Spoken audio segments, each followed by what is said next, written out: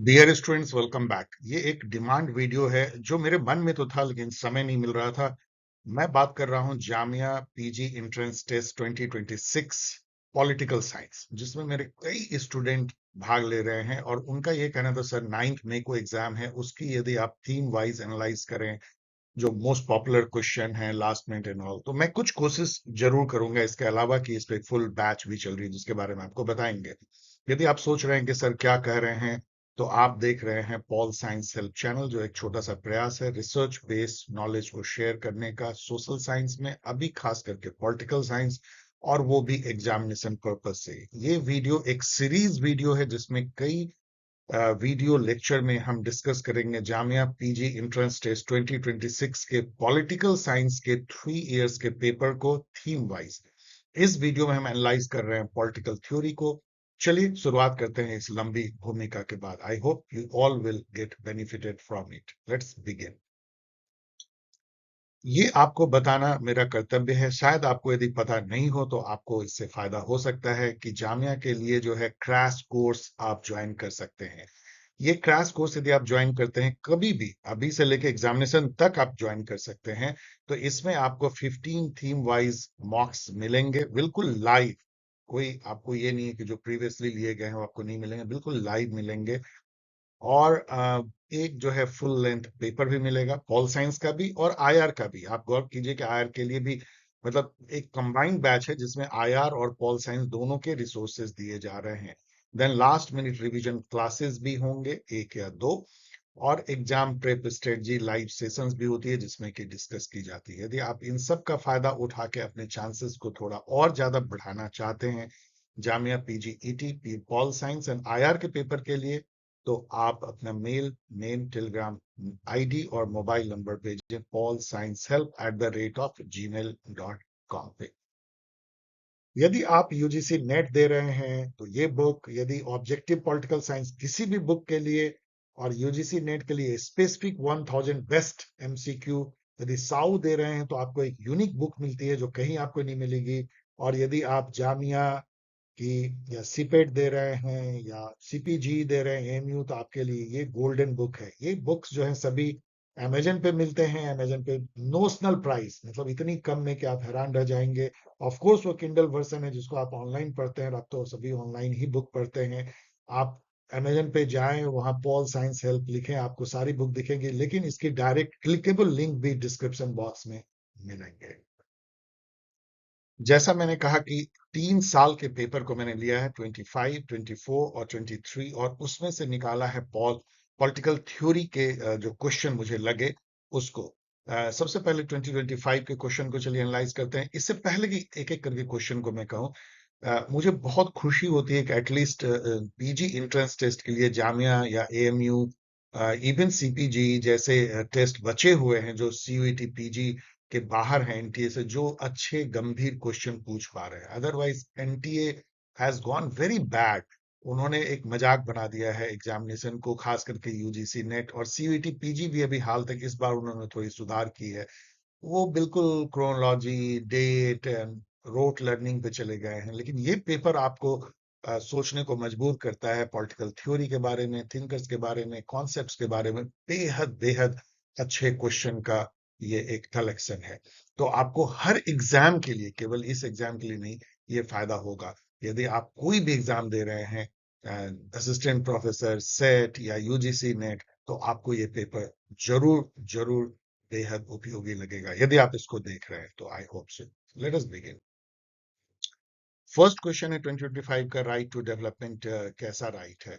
तो यहाँ पे देखिए, इस क्वेश्चन को पहले छोड़िए, यहाँ देखिए थ्री जनरेशन ऑफ राइट जो है, ये कैरल वैसिक, मुझे लगता है चेकोस्लोवाकिया के साइंटिस्ट थे, सोशल साइंटिस्ट। उन्होंने ये 3 जनरेशन राइट्स को 3 जनरेशन में बांटा। जनरेशन मतलब कैसे कैसे इवॉल्व हुआ है। फर्स्ट जेन में जो है सिविल एंड पॉलिटिकल राइट्स आते हैं। सिविल राइट मतलब जीने का अधिकार, सोचने का अधिकार, बोलने का अधिकार। पॉलिटिकल राइट वोट देने का अधिकार, पॉलिटिकल ऑफिस में खड़े होने का अधिकार। सेकेंड जनरेशन राइट उसके बाद आती है, socio economic right to work, livelihood and social equity status की राइट, एंड इकोनॉमिक राइट, वही right to work, livelihood and all. And then cultural right भी, कि आप अपने कल्चर को मतलब फॉलो करें और आपको कोई उसके लिए डिराइड ना करे आपको, उसके लिए कोई पनिश ना करे। आपके अपने कल्चरल जो अधिकार हैं, जो आपको कल्चरल मूरिंग्स है, लैंग्वेज है, उसको फॉलो करने की आपको आजादी हो, ये राइट्स हैं। Third generation right group rights हो गए हैं, जिसमें आते हैं environmental right, development right, right of original people, aboriginal people and solidarity right. तो राइट टू डेवलपमेंट जो है वही थर्ड जनरेशन राइट है। ओके। यहाँ पे एक बात और समझिए कि राइट्स को दो पार्ट में बांटा जाता है, soft right and hard right. Soft right वो है जो कि आप मतलब कि इसके लिए कानून का सहारा नहीं ले सकते, कोर्ट में नहीं आ सकते, इनको राइट टू डेवलपमेंट नहीं मिला है। लेकिन हार्ड राइट्स वो हैं जिसके लिए आप कोर्ट में जा सकते हैं, like fundamental right, civil and political right. Who among the following is considered the father of liberalism? We all know कि जॉन लॉक जो है फादर ऑफ लिबरलिज्म। इनकी एक बुक को याद करें आप तो two treaties of civil government 1689, year भी याद रखें, जिसमें उन्होंने जो है अपनी सोशल कॉन्ट्रैक्ट थ्योरी दिया था। एंड उसके थ्रू जो है वो लिबरलिज्म की एक थ्योरी भी देते हैं रिप्रेजेंटेटिव गवर्नमेंट की। Who among the following advocated the notion of multicultural citizenship? ये फेमस थिंकर हैं विल कैमेलिका, जिन्होंने बुक लिखा 1995 में, multicultural citizenship, A liberal theory of minority rights, जिसमें वो ये कहते हैं कि कैसे हम कल्चरल डाइवर्सिटी को एकोमोडेट कर सकते हैं लिबरल फ्रेमवर्क में, by giving the minorities some rights like self governing rights और रिप्रेजेंटेशन की राइट्स, कुछ जो रिजर्वेशन हम दे सकते हैं उनको, इस तरह के जो राइट्स जिससे उनको फील हो कि वो माइनॉरिटी में होते हुए भी उनकी आवाज सुनी जा रही है। विल कैमेली का। यहाँ पे थॉमस पेन दिखते हैं, जो राइट्स ऑफ मैन के लिए जाने जाते हैं। 1791 में एक बहुत मेजर बुक है लिबरल थ्योरी ऑफ राइट्स की। टी.एच. मार्शल दिखते हैं, जो लिबरल सिटीजनशिप थ्योरी के लिए जाने जाते हैं, citizenship as a class, as a status. और जे.एस. मिल तो आप जानते हैं, लिबर्टी के champion, utilitarian thinker. Who among the following propose falsification as a method of validating hypothesis? मतलब ये क्या था? वैसे ऐसे आंसर इसका कार्ल पॉपर है, लेकिन पहले समझिए।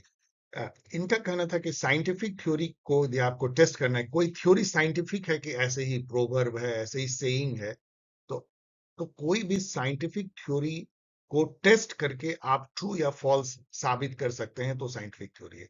मतलब यदि आप किसी थ्योरी को फॉल्सिफाई कर सकते हैं थ्रू एक्सपेरिमेंट, तभी वो साइंटिफिक थ्योरी है। क्योंकि साइंटिफिक थ्योरी जो है वो लेबोरेटरी कंडीशन जैसे में टेस्टेबल होती है, ऐसे हाइपोथेसिस जिसको आप टेस्ट कर सके। और जब भी आप किसी चीज को टेस्ट करते हैं तो रिजल्ट क्या आएगा, या तो ट्रू या फॉल्स, मतलब या तो आप टेस्ट में पास हो गए या फेल। इसका और फेल होना स्ट्रॉन्गर जो है वो प्रूफ है कि ये साइंटिफिक। आप समझिए इसको क्यों। क्योंकि ट्रू तो ठीक है, 99% चांस है कि कोई भी थ्योरी ट्रू होगा यदि उसको आप थ्योरी कहते हो तो, लेकिन यदि 1% चांस भी फॉल्सिफाई होने का, तभी तो ट्रू होने का कोई मीनिंग है।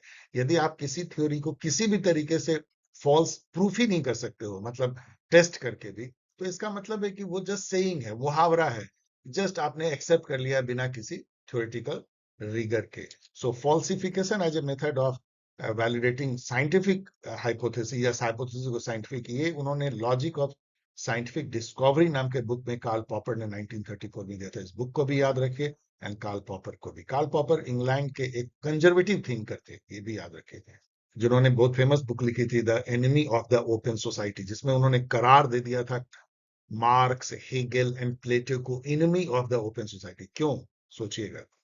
Who is the author of constitution और लिबर्टी? ये बहुत फेमस बुक है एक लिबर्टेरियन थिंकर की, जिनका नाम था फ्रेडरिक हयात। ये थैचर, मार्गरेट थैचर के गुरु भी माने जाते थे, जो सप्लाई साइड इकोनॉमिक्स के लिए, और along with Milton Friedmann and Robert Nozick ये तिकड़ी बनाते हैं लिबर्टेरियन थिंकर की। लिबर्टेरियनिज्म आप जानते हैं, जो इंडिविजुअल राइट्स और सरकार बिल्कुल नाइट वॉचमैन हो, एकदम फ्री मार्केट हो, इस टाइप की जो प्रोपोजिशन या बिलीफ रखने वाले। जॉन रॉल यहाँ पे एक ऑड वन आउट टाइप के हैं।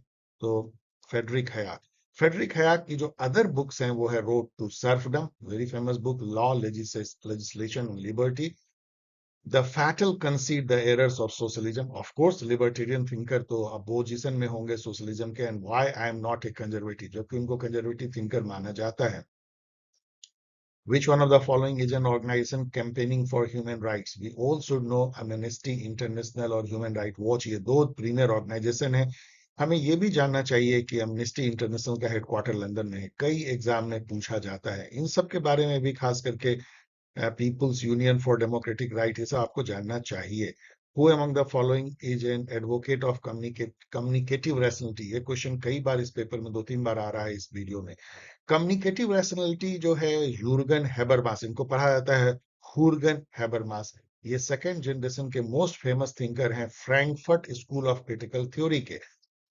कम्युनिकेटिव रैशनलिटी का मतलब ये होता है कि जो रैशनलिटी है, मतलब क्या सही है, क्या लॉजिकल है, ये डिस्कोर्स से आना चाहिए, कम्युनिकेशन स्पीच से आना चाहिए। जैसे मैं आपसे बातें कर रहा हूं, उस तरह से यदि फ्री डिस्कशन हो, डिलिब्रेशन हो, उससे जो आनी चाहिए कि क्या करना सही है, ना कि कोई ऊपर से थोप दे, कोई आपको ऑर्डर कर दे और उसमें आपका कोई वॉइस ही ना हो। तो इस टाइप की जो रैशनलिटी है, उसको वो नकारते हैं, जो इंस्ट्रूमेंटल रैशनलिटी वो कहते हैं। Rationality should be communicative through open and free discourse, deliberation, जहां पे कि इक्वल सिटीजन जो है एक आइडियल स्पीच सिचुएशन में डेलिबरेट कर पाए। कम्युनिकेटिव रैशनलिटी थ्योरी, हुर्गन हैबरमास, जरूर इसको रट लीजिए। यहां देखते हैं केनेथ वॉल्ज, जो एक कम्युनिटेरियन थिंकर है, liberal communitarian thinker, sorry sorry Kenneth Waltz जो है फादर ऑफ नियो रियलिज्म है, एक नियो रियलिस्ट थिंकर जिन्होंने लिखा था the theory of international politics 1979 में, स्ट्रक्चरल रियलिज्म भी कहते हैं। अलेक्जेंडर वेंट दिखते हैं जो कि इस आईआर की जो थ्योरी है कंस्ट्रक्टिविज्म, उसके एक तरह से फाउंडर हैं। और मिशेल फूको दिखते हैं जिनकी कई चीज जो है उर्गन हबरमास भी लेते हैं, डिस्कोर्स थ्योरी के लिए जाने जाते हैं, एक पोस्ट मॉडर्निस्ट या post structuralist thinker. Who among the following formulated the गया हाइपोथेसिस? गया हाइपोथेसिस सुनते ही आपको नाम याद आना है जेम्स लवलॉक का।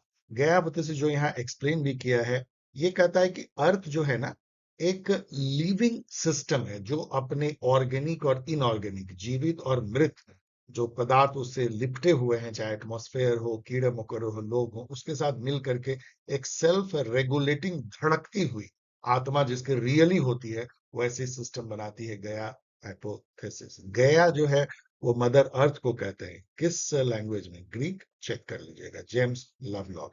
यहाँ मुरी मरी बुकचिन भी दिखते हैं जो सोशल इकोलॉजी के लिए जाने जाते हैं, मतलब जो सोशल स्ट्रक्चर हमारा है, ऊंच नीच, birth based status, exploitation by rich to the poor, ये जो हमारा सोशल स्ट्रक्चर है ना, वही इन्वायरमेंटल हमारे एक्सप्लॉइटेशन और जो हम इकोलॉजी को कुचलते हैं उसमें दिखता है।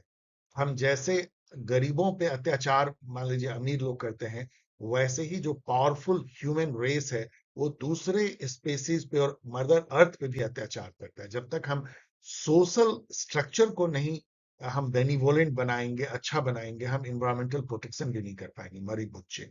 यहाँ माइकल सैंडल दिखते हैं जो लिबरल कम्युनिटेरियन है, डेविड ईस्टन दिखते हैं जो सिस्टम अप्रोच के फादर है। The concept of post secularism. अब यहाँ पे क्या है ना, आप इस टाइप के क्वेश्चन में तो आप अभी भी ध्यान रखो, आलस के चलते जो सेटर होते हैं, सबसे लंबा स्टेटमेंट सबसे सही स्टेटमेंट, ये एकदम गोल्डन फार्मूला है। पोस्ट सेकुलरिज्म का मतलब है हम सेकुलरिज्म से आगे निकल चुके हैं। मतलब कि क्या है कि एक बार फिर से रिलीजन हमारे सोशल डिस्कोर्स में आ गया है, पब्लिक स्फेयर में आ गया है। मतलब मॉडर्न लिबरलिज्म जो नेहरूवियन जो इंडिया में थी, वो कंसेंसस टूट चुका है। अब हम कहते हैं कि नहीं नहीं नहीं, रिलीजन को पॉलिटिक्स से बाहर नहीं रख सकते हैं, रिलीजन बेस्ड पॉलिटिक्स कोई गलत नहीं है, that is post secularism. Consider the following statement. यहाँ पे डियर स्टूडेंट थोड़ा सा स्ट्रेटजिकली ध्यान रखना कि जामिया चूंकि एक माइनॉरिटी इंस्टीट्यूट है, तो उसकी जो क्वेश्चन है ना वो सेकुलरिज्म, माइनॉरिटी राइट्स, खास करके रिलीजियस माइनॉरिटी, उसकी उसके तरफ कुछ क्वेश्चन स्पेसिफिक होते हैं। ध्यान रखना इस बात को, यदि आप स्ट्रेटजिकली तैयारी करो तो इस पर थोड़ा ध्यान रखना। ह्यूमन राइट्स पे भी consider the following statement. New liberalism stand for, new liberalism मतलब अभी जो उन्होंने कहा फ्री ट्रेड, लिबर्टेरियनिज्म जानते हैं, free trade, free market, night watchman state.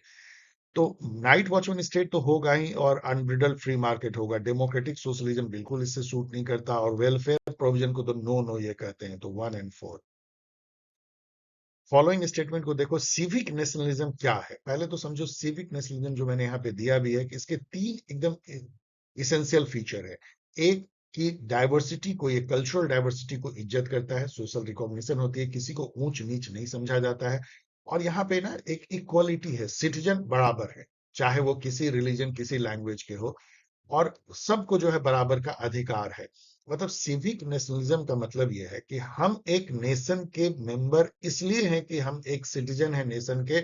हम इसलिए नहीं कि किसी धर्म को फॉलो करते हैं, हम किसी लैंग्वेज को प्रोफेस करते हैं, किसी पर्टिकुलर रीजन से आते हैं, हम यहाँ के ओरिजिनल पीपल है। नो, केवल एक ही है कि हम उस कंट्री के कॉन्स्टिट्यूशन को मानते हैं, हम एक सिटीजन हैं, हम अपने स्टेट के प्रति लॉयल हैं, इसीलिए हम एक नेशन के मेंबर हैं। सिविक नेशनलिज्म, इसके बदले इथनिक नेशनलिज्म कि हम एक पर्टिकुलर इथनिक ग्रुप से आते हैं, रिलीजियस ग्रुप से आते हैं, तो वो तो बहुत ही बेकार है इसके कंपैरिजन में।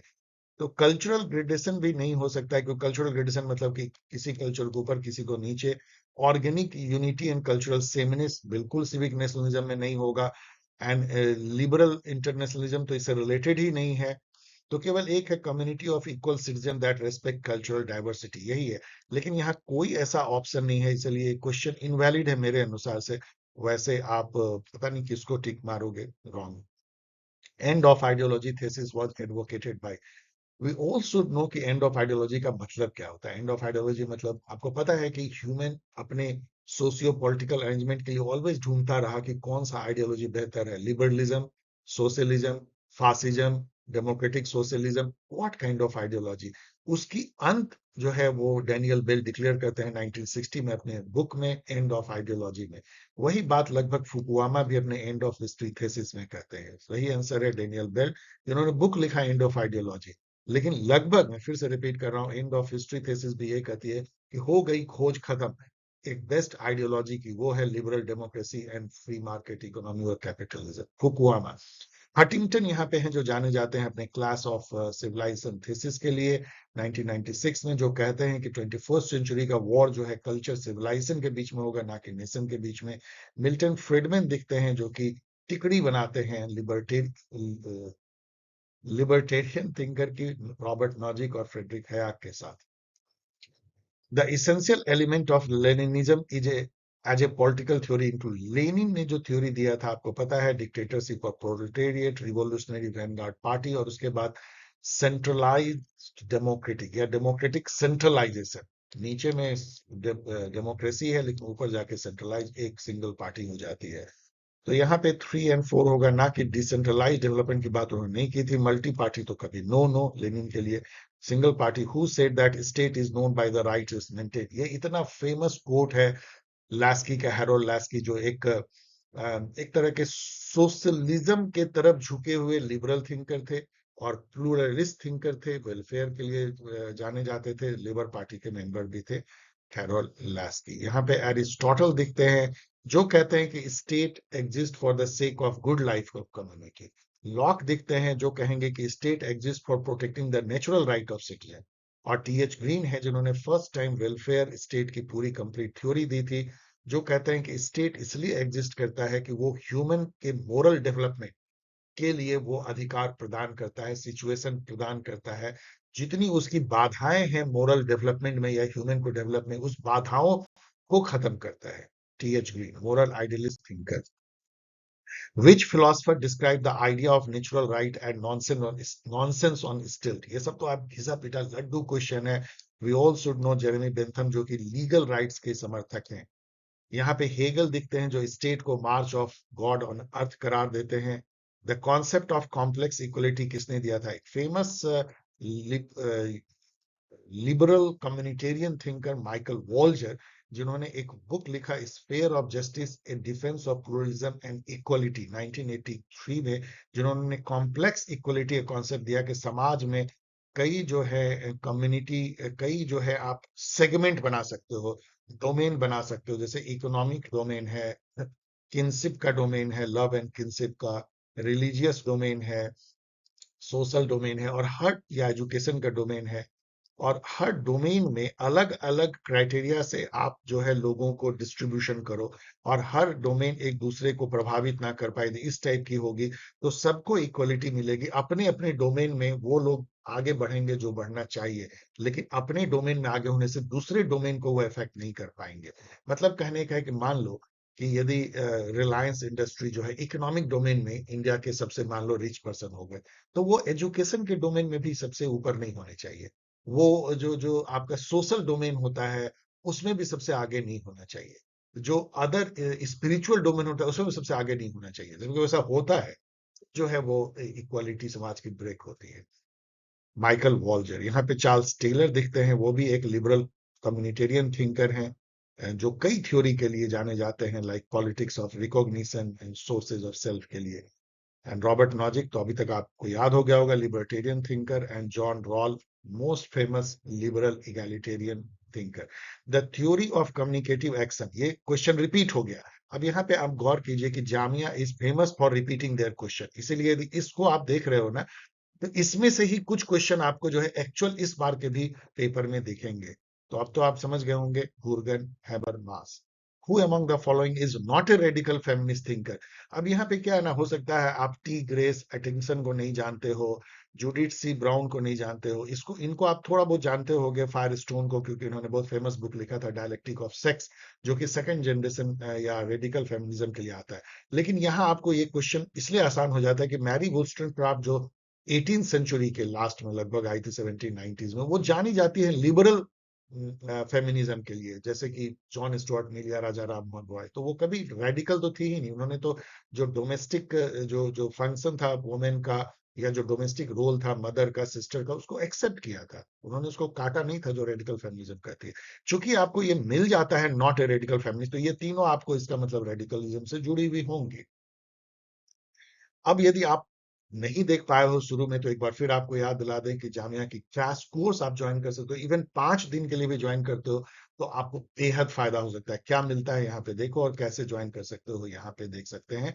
आप मेल कर सकते हैं ज्वाइन करने के लिए एट नॉमिनल कॉस्ट।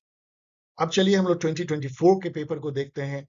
इससे पहले आपने देखा होगा कि कितना ज्यादा क्वेश्चन 25 में आई है। यस, जामिया 3 ही टाइप के पॉल साइंस में ज्यादा क्वेश्चन पूछते हैं, Paul political theory, political thought and Indian polity. इसलिए इन तीनों पे मैं थीम वाइज बनाऊंगा, यही थीम में बना पाऊंगा 9th मई के पहले।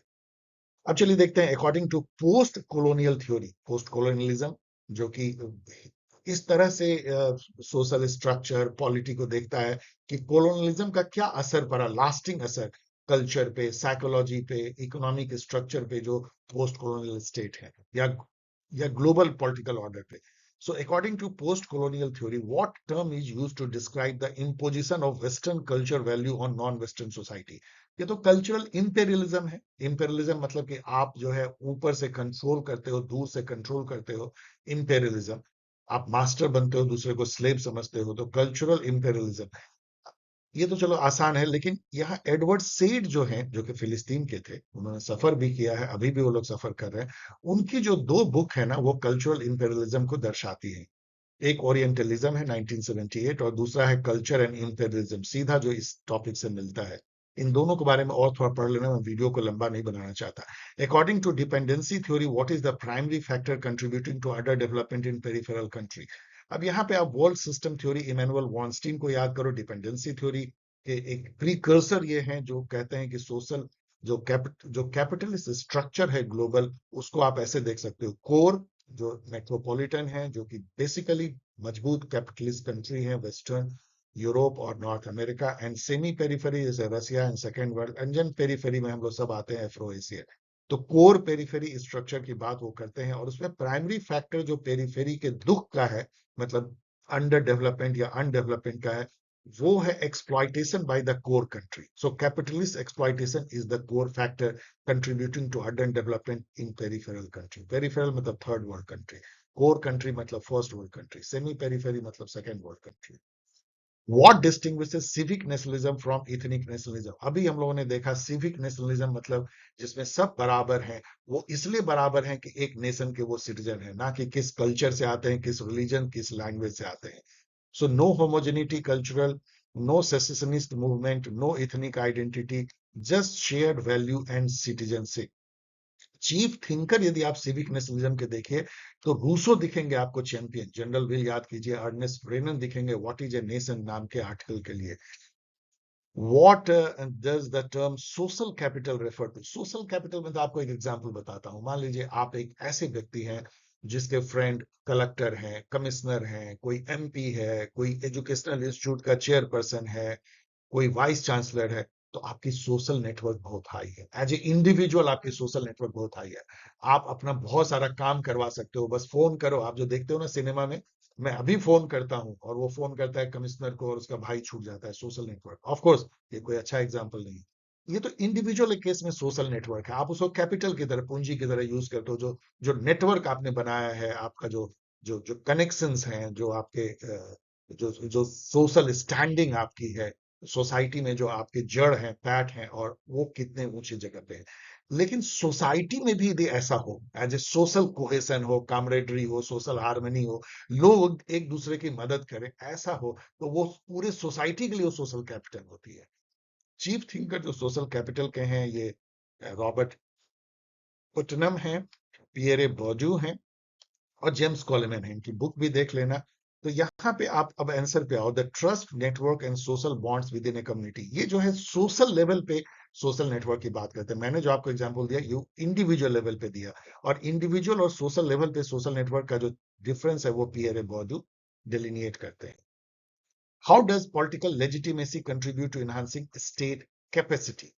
अब देखो, यदि पॉलिटिकल लेजिटिमेसी हाई है, जैसे मान लो ईरान में, आप देखो पॉलिटिकल लेजिटिमेसी हाई नहीं है। आपको पता है कि वहां लाखों लोग सड़कों पे आए थे, ये अलग बात है कि बेचारे डर के मारे चुप है। तो वहां पे जो है आपको यदि स्टेट की कैपेसिटी लिमिटेड रहती है, क्योंकि सब कुछ आपको डंडे के जोर पे करना पड़ेगा, हिजाब लगाना है, नहीं तो मारेंगे। लेकिन यदि लेजिटिमेसी हाई है किसी भी कंट्री में, जैसे मान लो अभी मोदी गवर्नमेंट है, जब बहुत हाई लेजिटिमेसी है, लोग उसको जो है मतलब एक्सेप्ट करते हैं कि लेजिटिमेट प्राइम मिनिस्टर हमारे हैं, चुन के आए हैं। तो वहां पे स्टेट की कैपेसिटी बढ़ जाती है, क्योंकि बहुत आसानी से अपनी बात वो लोगों से मनवा सकते हैं। यदि लोग वॉलंटरीली स्टेट के ऑर्डर को फॉलो करें, स्टेट मीन्स गवर्नमेंट, तो लेजिटिमेसी का रोल उसमें काफी हाई होता है। तो legitimacy foster citizen compliance and cooperation. सबसे लंबा सेंटेंस, सबसे सही। How does Antonio Gramsci's concept of cultural hegemony relate to political power? सबसे यदि फेमस थिंकर कोई रहे हैं जो कल्चरल हेजेमनी पे जिन्होंने काम किया, मतलब कल्चरल हेजेमनी वर्ड का नाम आते ही आपको याद आना चाहिए ग्रामस्की है। बेसिकली उनका कहना था कि जो पावरफुल होते हैं वो इसलिए पावरफुल नहीं होते कि डंडे के जोर पे वो जो है सबको दबाते हैं। नो, वो जो जो जो बाकी लोग होते हैं उनके दिमाग पे ही कब्जा कर लेते हैं। वो उनकी उनकी आइडियोलॉजी से जो जो मजबूत होते हैं, वो अपने आइडियोलॉजी से, अपनी डिस्कोर्स से, अपनी जो थॉट एंड नॉलेज क्रिएशन की एबिलिटी है, उससे वो लोगों को ऐसा प्रभावित कर लेते हैं कि जो लोग को वो डोमिनेट करते हैं, डोमिनेटिंग पीपल, वो सोचते हैं कि डोमिनेट होने में ही उनकी भलाई है। ग्रामिश जी। सो इसका मतलब क्या हुआ? By influencing and shaping societal belief and value, उसी के वो ठेकेदार बन जाते हैं। याद कीजिए ब्राह्मण्स कैसे बन गए सोसाइटल बिलीफ एंड वैल्यूज के ठेकेदार, और उसके चलते हजारों सालों तक जो है वो हेजेमनी रही अपर कास्ट की लोअर कास्ट में इंडिया में।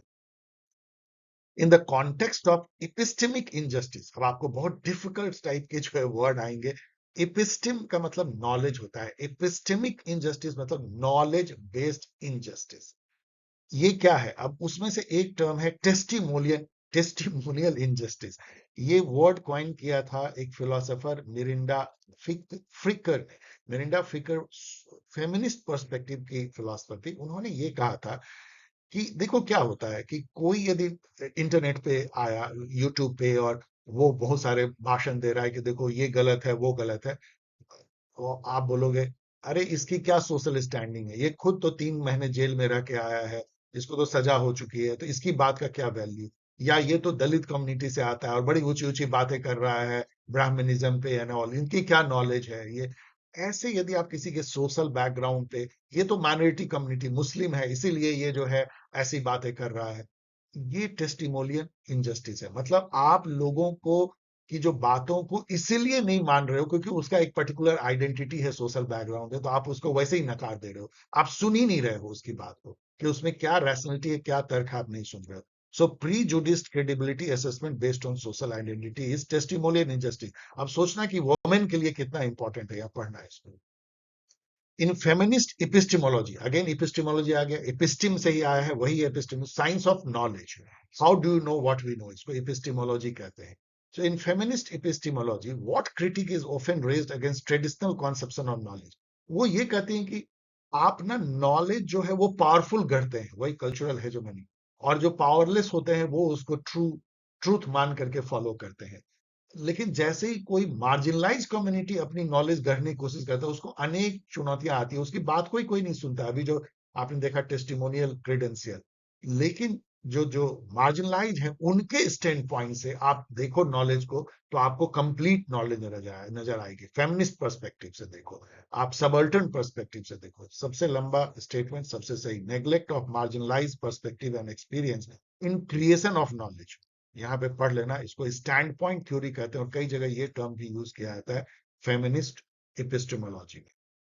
In Plato's theory of form, we all know, उन्होंने theory of form, theory of idea दिया था, immutable, unchangeable, universal world of ideas, intelligible world, जिसकी मेयर मैनिफेस्टेशन जो है वो हमारी विजिबल वर्ल्ड है जो हम देखते हैं। गुलाब के फूल के होने का एहसास या गुलाब के फूल के होने का आइडिया, ये फॉर्म है, और एक मेयर गुलाब का फूल जो कुछ ही दिनों में मुरझा जाएगा, वो उस आइडिया का प्रतिरूप है, मैनिफेस्टेशन है, जो क्षण भंगुर है, जो इफिमेरल है, जो कि कुछ समय में खत्म हो जाएगा, लेकिन वो आइडिया कभी खत्म नहीं होगा। That is the Plato's theory of form. So वो कहते हैं कि व्हाट रोल, ये क्वेश्चन कहता है कि what role does the form of good play in the realm of knowledge.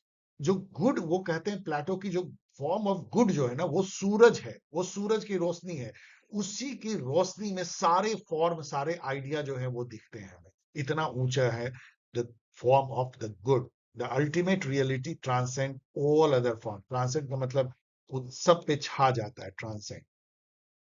ये क्वेश्चन देखो, according to post colonial critic, अभी हम लोगों ने देखा ना एडवर्ड को, सेड एडवर्ड, सॉरी, या सेड एडवर्ड को, जो पोस्ट कॉलोनियल में लिखते हैं orientalism and all. So post colonial critic में कि जो राइट्स के बारे में जो थॉट है, राइट्स डिस्कोर्स है, उसमें क्या वो कहते हैं कि जो लिबरल फ्रेमवर्क ऑफ राइट्स जो है वो हिस्टोरिकल इनजस्टिस के बारे में उसका क्या कंट्रीब्यूशन है। तो ये कहते हैं कि जो लिबरल वर्ल्ड में जिसको राइट्स कहते हैं ना, ह्यूमन राइट्स, ये सब सब धोखा है। आप पहले ही हम लोगों को एक्सप्लॉइट करके, हम लोगों को लूट के, मतलब थर्ड वर्ल्ड कंट्री को, अमीर बन गए हो, पेट भर गया है आपका, तो आप जो है ह्यूमन राइट की बात करते हो, भ्रूण हत्या की बात करते हो, एंड मेनी अदर जो है जेनिटल म्यूटिलेशन की बात करते हो, थर्ड वर्ल्ड कंट्री में बड़ी बारबरिज्म है इसकी बात करते हो। लेकिन आप ये भूल जाते हो कि ये सब आपने अपराध करके जो है आप अमीर बने हो, और आप जो है ये ह्यूमन राइट की बात कर रहे हो। और अभी भी जो ह्यूमन राइट का आपका कॉन्सेप्ट है वो जो है अमीरों के चोचले हैं, गरीबों के भूखे पेट में वो राइट्स का कोई मीनिंग नहीं है। So right framework reinforce colonial power structure and ignores indigenous perspective. और जो हम पिछड़े रह गए हैं वो कैसे आगे आगे बढ़े, उसमें ह्यूमन राइट का कोई रोल नहीं है। आपको जो अधिकार मिल गए हैं हमें एक्सप्लॉइट करके, आप उसको सुरक्षित रखने के लिए पूरी दुनिया में राइट्स डिस्कोर्स चलाते हो। ये post colonial critic of rights discourse है। In what ways does the idea of intersectionality question conventional understanding of equality? देखो, इंटरसेक्शनलिटी का मतलब होता है कि इनइक्वलिटी केवल एक बैकग्राउंड से नहीं आती है। जैसे मान लो आप वुमेन हो, तो जेंडर आपको हार्म करता है और आपको नीचे रखा जाता है, लेकिन आप एक जेंडर के अलावा आप जो है कास्ट डिस्क्रिमिनेशन भी सह रहे हो, आप जो है क्लास डिस्क्रिमिनेशन भी सह रहे हो। कई सारे बैकग्राउंड जो है वो इनइक्वलिटी को डिफाइन करते हैं। एक औरत है, वो दलित कास्ट से है और गरीब है, वो सोचो कि एक अमीर ब्राह्मण औरत से कितनी अलग उसकी जो है एक इनइक्वलिटी की प्रॉब्लम है। सोचो इस पे, यही इंटरसेक्शनलिटी है। इंटरसेक्शनलिटी को कॉइन किया था किम्बरले क्रेसनॉव, क्रेसॉव ने, क्रैनसॉ सॉरी क्रैनसॉ ने, किम्बरले क्रैनसॉ। ये भी क्वेश्चन कितने ही एग्जाम में पूछा जाता है, और यहाँ सबसे लंबा सेंटेंस है, यही यही सही है। Intersectionality recognizes the interconnectedness of various social identities, class, race, creed, language and gender, and उससे जो उनकी इनइक्वलिटी के एक्सपीरियंसेस है। In the modernist interpretation of nationalism, how is national identity constructed? पहले तो समझो modernist versus ethnic conception of nationalism क्या है। मॉडर्निस्ट कंसेप्शन में ये कहा जाता है कि नेशन कोई ऐसा नहीं है कि आदिकाल से कोई कॉन्सेप्ट है कि एक नेशन था। नो, नेशन बड़ी ही मॉडर्न कॉन्सेप्ट है, 19th सेंचुरी में यूरोप में ये गढ़ा गया। नेशन जो है, जो एक जगह पे जो लोग रह रहे हैं, जो कि बहुत सारे अलग अलग प्रथा को फॉलो करते थे, अलग अलग देवी देवता मानते थे, अलग अलग वर्ल्ड व्यू इनकी थी, जो कि उनके जमीन उनके रीजन से जुड़ी हुई थी, उन सब को एक हायर कल्चर में पिरो करके एक बड़ा सा पॉलिटिकल कम्युनिटी बनाने के एक्सरसाइज को नेशन कहा गया, और उस भावना को नेशनलिज्म कहा गया। इसका मतलब क्या है कि जो यहाँ पे लिखा गया है कि नेशनल आइडेंटिटी को सोशली कंस्ट्रक्ट किया गया through deliberate conscious effort and societal changes, जैसे प्रिंट कैपिटलिज्म के थ्रू, डिस्कोर्स के थ्रू, प्रिंट मीडिया के थ्रू, नेशनल टेलीविजन के थ्रू, एक क्रिएट किया गया कि देखो हम सदा से एक साथ रह रहे हैं, हम लोग भाई भाई हैं, हमारी जड़ें हजारों साल पुरानी है, तो हम एक तरह से सोचते हैं, एक तरह से खाते हैं, एक तरह से पहरावा है, एक तरह से हमारी वर्ल्ड व्यू है, एक साथ हमने हिस्ट्री में जो है टाइम बिताया है और आगे एक साथ बढ़ना चाहते हैं, हम एक नेशन है। ये एकदम एक सोशल कंस्ट्रक्शन है as per the modernist conception of nationalism. ऐसे कहने वाले जो थिंकर हैं वो अर्नेस्ट गेलनर हैं, बेनेडिक्ट एंडरसन है, याद करो। Nation as an imagine community Eric's Hobsbawm है, बॉम है, जो कहते हैं nation as a invented tradition. Which ethical theory, often associated with Immanuel Kant, emphasizes the importance of acting according to universal principle and moral duties?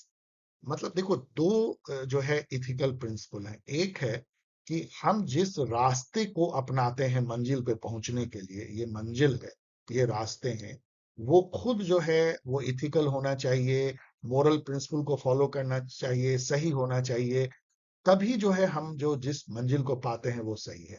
इसको डियोन्टोलॉजी कहते हैं यहाँ जो है। और दूसरा, सॉरी यहाँ पे समझे, और दूसरा है कि ये रास्ता कोई भी हो, इधर से भी पहुंचे इधर से भी पहुंचे, ये टेढ़ा मेरा रास्ता है, ये सीधा रास्ता है, व्हाट मैटर्स कि मंजिल पे पहुंचे कि नहीं, इसको टेलियोलॉजी कहते हैं।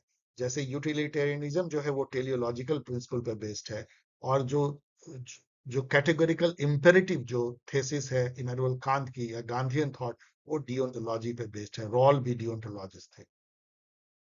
मतलब means should be as pious and ethical as the end.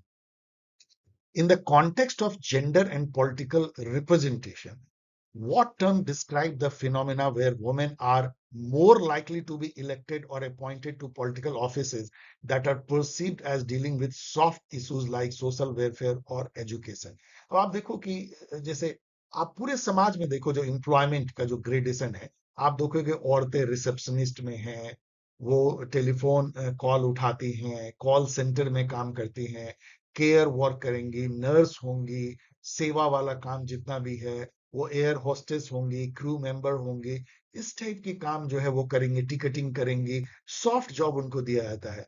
लेकिन जो हार्ड जॉब है, जैसे मान लो कार्गो मूव करना है, वेयर हाउस में फोर्क लिफ्ट चलाना है, ट्रक ड्राइवर होनी है, या मैनेजरियल रिस्पॉन्सिबिलिटी लेनी है, या डिफेंस का जो है रिस्पॉन्सिबिलिटी, डिफेंस सेक्रेटरी बनना है, उन सब में मेल को आगे किया जाता है। ये जो एक तरह का ग्लास वॉल बनाया जाता है ना, शीशे की दीवार हॉरिजेंटली, कि आपको इधर सॉफ्ट काम दिया जाएगा और जो हार्ड काम है वो मर्द को दिया जाएगा, इसको जो है आप हॉरिजेंटल सेग्रीगेशन समझ सकते हो। मैं इसको बहुत एक्सप्लेन नहीं करूंगा, बहुत चीजें यहाँ कही गई है। देखना ये कैसे हॉरिजेंटल सेग्रीगेशन ग्लास वॉल बनाता है, और कैसे वर्टिकल सेग्रीगेशन जो है ग्लास सीलिंग, ये भी बहुत इंपॉर्टेंट टर्म है, पढ़ लेना इसको थोड़ा रुक करके। According to Max Weber, what is the iron cage in the context of modern society? Iron cage जो है, जो society, modern society, Max Weber कहना है कि रैशनल लीगलिज्म पे बेस्ड है या रैशनलिज्म पे बेस्ड है, और उसका प्रतिरूप जो है वो ब्यूरोक्रेसी है। लेकिन ब्यूरोक्रेसी में जो इम्पर्सनलिटी होती है, फॉर्मलिज्म होती है, रूल बेस्ड होता है, वो कसमसा जाता है, उसमें पूरा समाज कसमसाता है, क्योंकि उसमें कोई भावना नहीं है, कोई आत्मा नहीं है, कोई डिस्क्रिशन नहीं है, कोई सॉफ्टनेस नहीं है। That is called iron cage, इसको जो जो ट्रांसलेट करता है ब्यूरोक्रेटिक पैथी में। आपको लगता है कि ये जो ब्यूरोक्रेट्स है ना, ये एक आयरन केज बनाते हैं जिसमें कि आप घुस नहीं पाते, आपकी कोई सुनता नहीं है, रेड टेपिज्म, बाबूडम, तो वो उससे जो है आती है। सो dehumanizing effect of bureaucracy. In the context of elite theory, what does the term consensus theory suggest about the relationship between the elite and the broader society?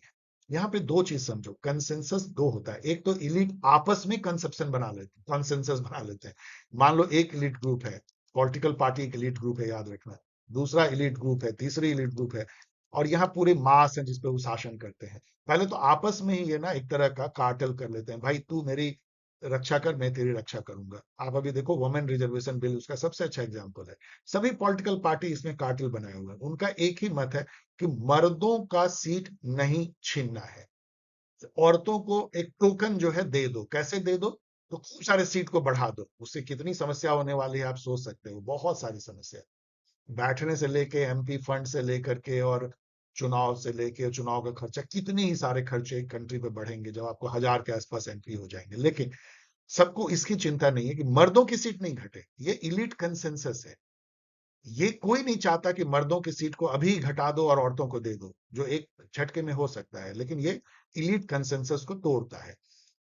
इसके अलावा वो मास से भी हर इलीट ना एक कंसेंसस बनाता है, तभी वो शासन कर पाता है।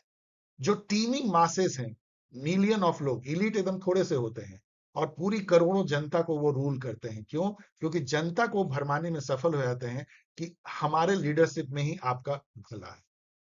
बस यही समझो।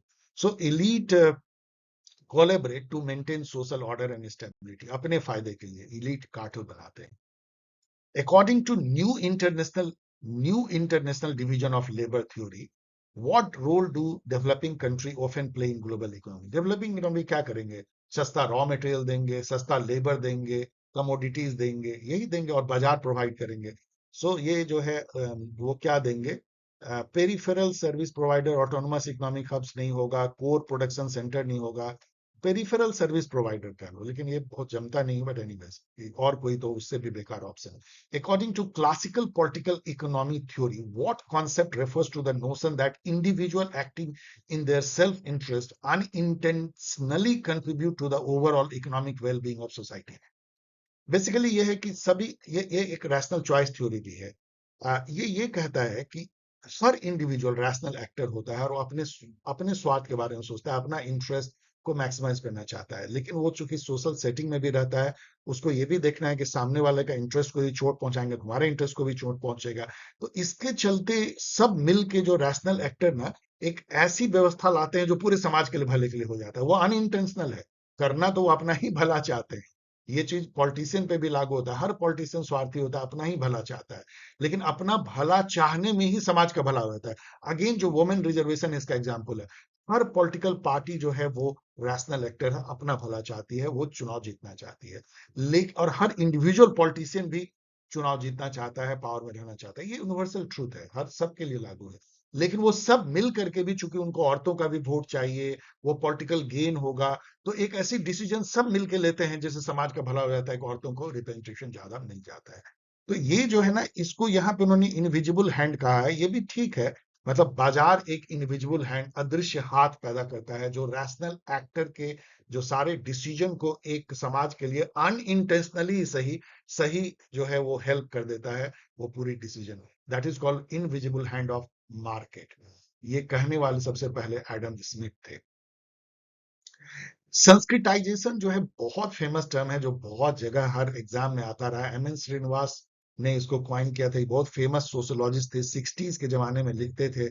कास्ट इन मॉडर्न इंडिया नाम की एस्से इनकी बहुत फेमस है। संस्कृताइजेशन मतलब ये है कि एक ऐसी प्रोसेस, कल्चरल प्रोसेस, जिसमें कि लोअर कास्ट जो है अपर कास्ट की नकल करने लगते हैं सोशल बिहेवियर में। जनेऊ कान पे रखना, शौच के समय जाने में मांस मछली छोड़ देना, और भगत गाना, और हायर क्लास के साथ शराब नहीं पीना, जिससे कि वो सोशल लैडर में ऊपर उठने की कोशिश करते हैं। आप इसका एग्जाम्पल देख सकते हो कई समाज में से। जाट मान लो हरियाणा में, वो सोशल लैडर में काफी ऊपर उठे। सैकड़ों सालों में उन्होंने ऐसे अपने कल्चरल, जो अभी मैंने आपको बताया, खान पान पहरावे में अपना जो ब्राह्मणों से मिलता जुलता है, जिससे कि वो यदि इकोनॉमिकली स्ट्रांग हो तो समाज उनको सोशली एंड कल्चरली भी ऊपर माने। संस्कृताइजेशन मतलब कि ऊपर बढ़ने की कवायद सोशियो कल्चरल हिरार्की में।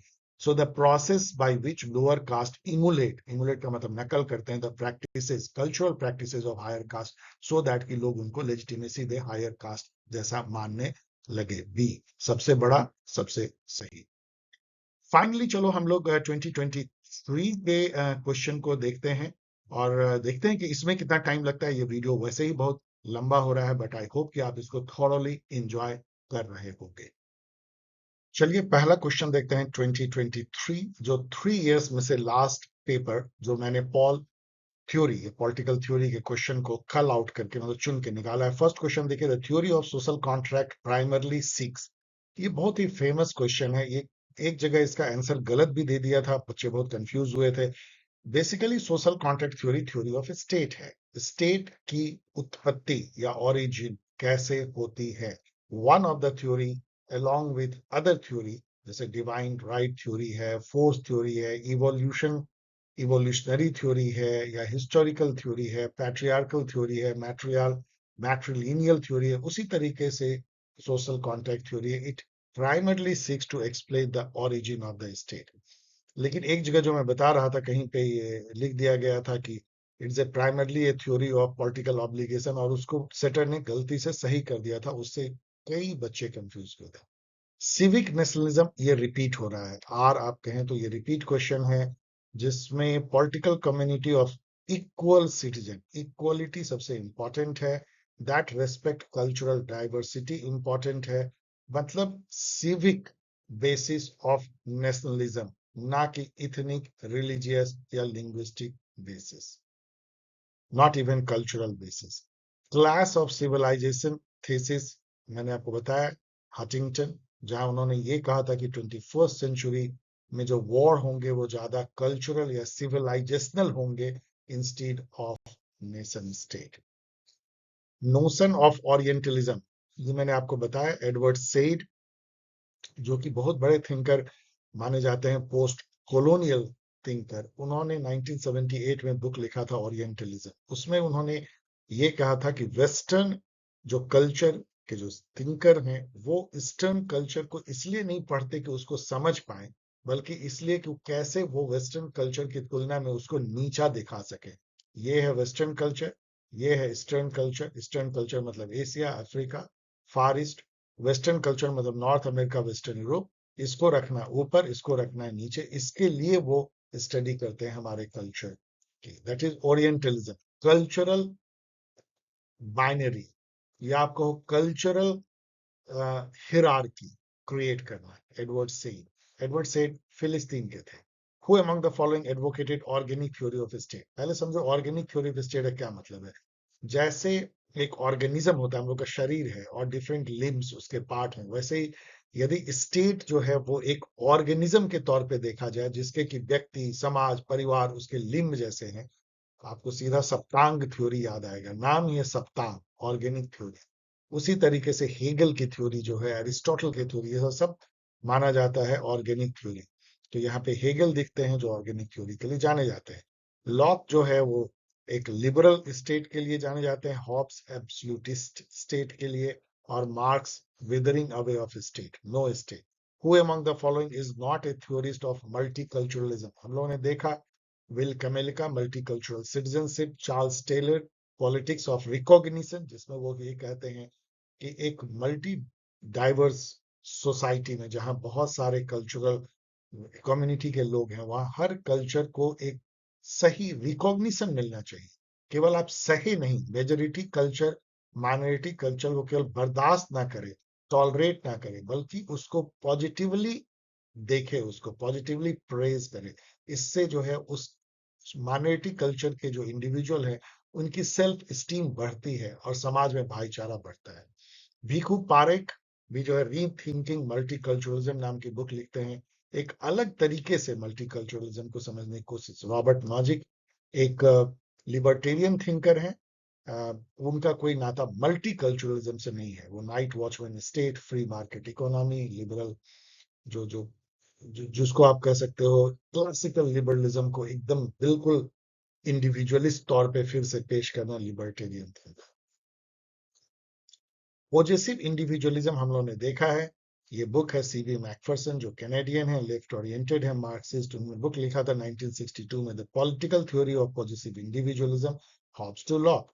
पॉजिटिव इंडिविजुअलिज्म मतलब स्वार्थी इंडिविजुअलिज्म, एक इंडिविजुअल जो कोई भी ऑब्लिगेशन या कोई भी अकाउंटेबिलिटी समाज कम्युनिटी के प्रति नहीं रखता है, बस केवल मेरे पास अधिक से अधिक चीजें आ जाए, रिसोर्सेज आ जाए, दैट्स ऑल।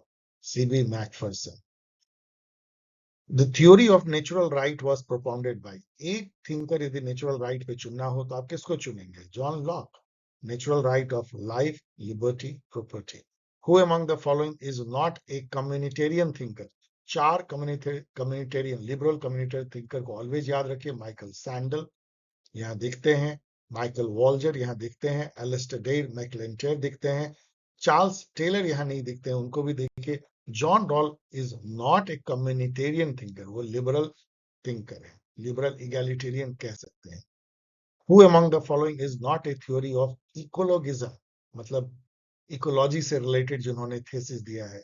ई एफ स्कूमाकेर जो है, इन्होंने स्मॉल इज ब्यूटीफुल थेसिस दिया है। बड़े बड़े बिग बांध, बड़े बड़े फैक्ट्री, इससे जो है इन्वायरमेंट इकोलॉजी का जो है वो एक तरह से एक्सप्लॉयटेशन होता है, दबाव पड़ता है। उसके बदले छोटे छोटे बांध, छोटे छोटे फैक्ट्री, कुटीर उद्योग, रूरल इंडस्ट्रियलाइजेशन, उसको प्रमोट करना चाहिए। मैं ई एफ स्कूमाके। जेम्स लवलॉक जाने जाते हैं गया हाइपोथेसिस के लिए, हम लोगों ने देखा। मरी बुकचेन मैंने एक्सप्लेन किया सोशल इकोलॉजी के लिए। माइकल सैंडल यहाँ दिखते हैं लिबरल कम्युनिटेरियन, ये तो बिल्कुल नहीं, इकोलॉगिज्म के लिए जाने जाते हैं। सिटीजनशिप एंड सोशल क्लास जो बुक है, ये लिबरल थ्योरी ऑफ सिटीजनशिप है, टी एच मार्शल की।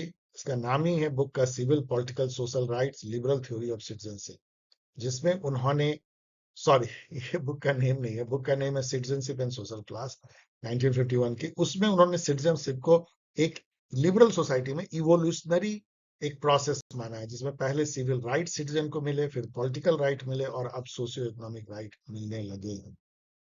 The notion of consociational democracy is associated with, consociational democracy क्या होती है? यदि समाज इस टाइप का हो जैसे बेल्जियम का है, जिसमें कि 60% मान लीजिए फ्रेंच बोलने वाले हैं या डच बोलने वाले हैं, 40% फ्रेंच बोलने वाले हैं, ऐसे में आप कैसे गवर्नमेंट बनाओगे? इसी तरह साउथ अफ्रीका है, लेबनान है, जिसमें कि डाइवर्सिटी का जो बंटवारा ऐसा है कि कोई एक कम्युनिटी मेजोरिटी में नहीं है। ऐसे में आपको पावर को शेयर करना पड़ेगा, आपको माइनॉरिटी को वीटो देना पड़ेगा, आपको कम्युनल रिप्रेजेंटेशन देना पड़ सकता है। तो शेयर्ड पावर जो है उसको कंसोसिएशनल डेमोक्रेसी कहते हैं। आर एन लिजफार्ड जो है इसके सबसे बड़े थिंकर है, इनकी बुक देखिए किस नाम से है, democracy in plural society, the politics of accommodation, patterns of democracy, याद कर लीजिए। So Arend Lijphart. Who among the following was not a key theme of second wave feminism? Second wave feminism जो 1950-60 से कहिए आता है, जो Kate Millett की सेक्सुअल पॉलिटिक्स, बेटी फ्राइडन की द फेमिनिन मिस्टिक, इस टाइप के बुक से आती है। उसके पहले द सेकेंड वेव 1949 में आ चुका होता है, सिमन de Beauvoir का, उससे वो शुरुआत होती है। उसका मेन प्लान था कि समाज का स्ट्रक्चर को बदलना होगा, जो पैट्रियार्की पे बेस्ड है, वही सारे वुमेन के मिजरी की बेसिस है, और उसी से समाज में उस तरह की व्यवस्था है, जेंडर आधारित व्यवस्था, और उसको बदलना है। इसके अलावा रिप्रोडक्टिव राइट्स, वुमेन को डोमेस्टिक लेबर से मुक्ति मिलना, वुमेन का अपने शरीर पे पूरा अधिकार होना, एंड ऑल ये सब बातें भी रेडिकल फेमिनिज्म में आई, या सेकेंड वेव फेमिनिज्म। तो सेक्सुअल एक्सप्रेशन आएगा, मदरिंग मतलब कि रिप्रोडक्टिव राइट्स, डोमेस्टिक लेबर पे भी, लेकिन इक्वलिटी विथ मैन तो लिबरल फेमिनिज्म जो फर्स्ट वेव फेमिनिज्म था उसका ही पार्ट था ये।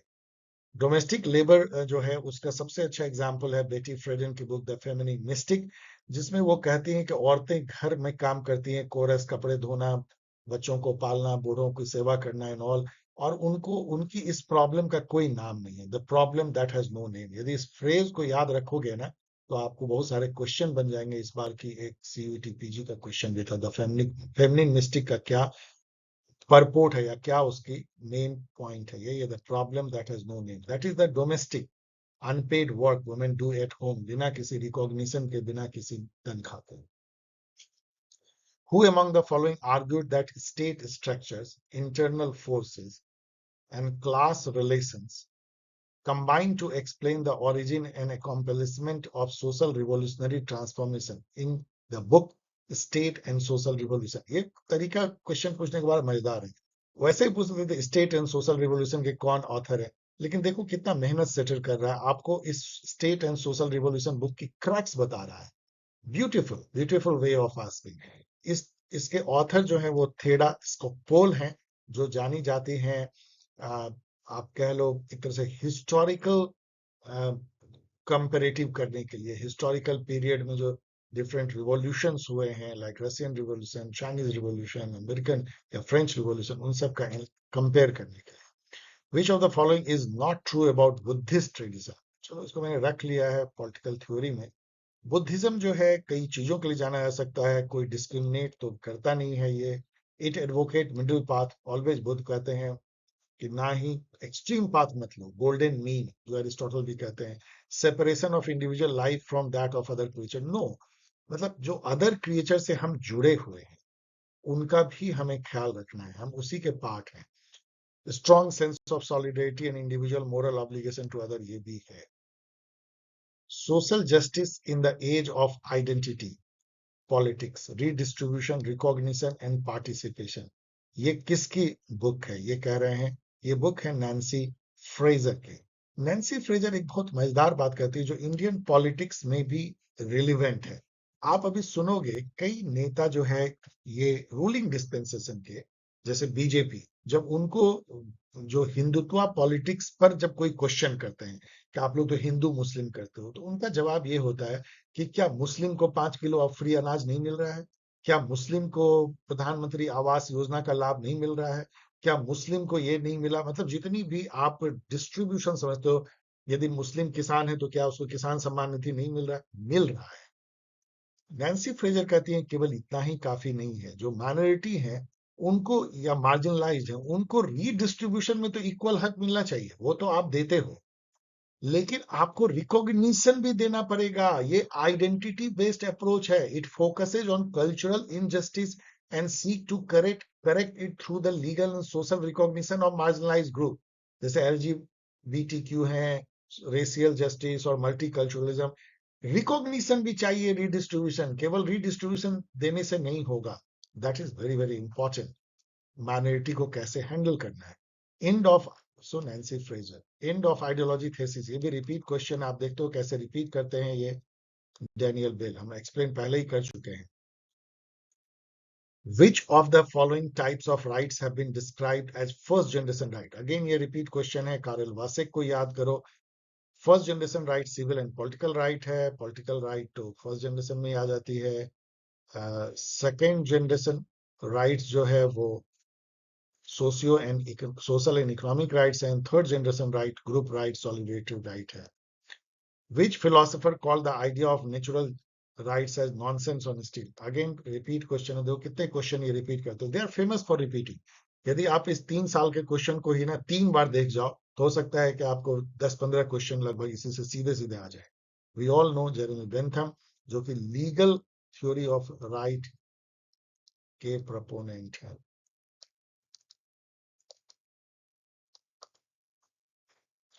ओके, सो चलो अब आपको थैंक्स बोलते हैं, लेकिन आपने इस पेपर को बहुत एंजॉय किया होगा, आई होप, एंड आपको बहुत फायदा इससे होगा। मैंने इसलिए इतना ज्यादा इंफॉर्मेशन दिया है और आपको लेवल भी समझ में आया होगा कि पॉलिटिकल थ्योरी किस लेवल का पूछते हैं।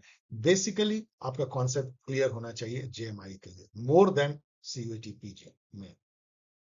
सो थैंक्स फॉर वॉचिंग, और एक बार फिर आपको याद दिला रहे हैं, यदि आप जेएमआई, उसके साथ में सीपेट भी है, एएमयू है, सीपीजी है, असम के लिए होता है। यदि आप इसका बेहतर ढंग से लास्ट मोमेंट प्रिपरेशन करना चाहते हैं तो इसके क्रैश कोर्स को आप ज्वाइन कर सकते हैं। आप रजिस्टर करें अपना मेल, टेलीग्राम आईडी और मोबाइल नंबर paulsanself@gmail.com।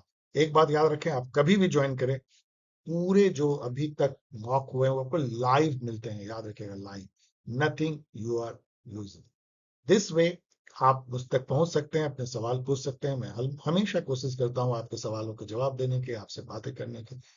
चलिए मिलते हैं, एक और वीडियो, ये सीरीज रहेगी जारी, और इसके साथ यदि आप सीपीईटी ले रहे हैं तो आपके लिए भी अच्छी खबर है कि before your examination also pol theory, WPT और इंडियन पॉलिटी, इन तीनों पे आपके लिए भी 3 इयर्स पेपर एनालिसिस होगी, उससे भी आपको बहुत फायदा होगा। तो चलिए इंतजार कीजिए, बहुत जल्द मिलेंगे इस वीडियो सीरीज के अगले वीडियो के साथ। तब तक के लिए टेक केयर, बी हैप्पी।